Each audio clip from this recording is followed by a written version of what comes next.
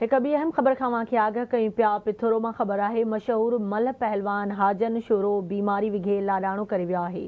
Hajin sorrow गुर्दन जी बीमारी में मुब्तला हो। जनाज़ नमाज़ 3 वॻे पिथोरो में अदा कई वेंदी। मल पहलवान हयातीअ जा 30 साल रांदि खे अर्पे छॾिया।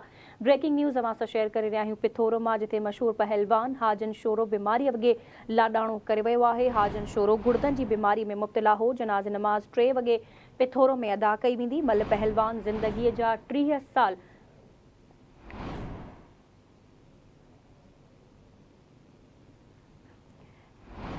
पिथोरो मां खे ख़बर ॾियूं पिया। मशहूर मल पहलवान हाजन शोरो बीमारी विघे लाडाणो करे वियो आहे। हाजन शोरो गुर्दन जी बीमारी में मुब्तला हो। जनाज़ नमाज़ 3 वॻे पिथोरो में अदा कई वेंदी। तफ़सील मालूम कंदासीं पिथोरो मां।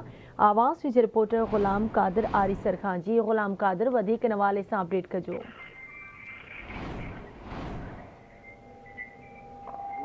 जी ग़ुलाम कादिर, इन हवाले सां वधीक कहिड़ा तफ़सील आहिनि, आगाह कजो। जी बिल्कुल, सिंध जो मशहूर मल पहलवान हाजन शोरो जिगर की बीमारी सबब लाडाणो करी वियो आहे। मशहूर मल पहलवान हाजन शोरो जंहिं पंहिंजी ज़िंदगी जा 30 साल सिंध जी सकावती रांदि मल खे अर्पी, जंहिंजी जनाज़ नमाज़ अॼु शाम जो 3 वॻे पंहिंजे अबाणे ॻोठ पिथोरो भरिसां अदा कई वेंदी। जी ठीक है ग़ुलाम कादिर, वॾी महिरबानी अवां जी अपडेट करण लाइ।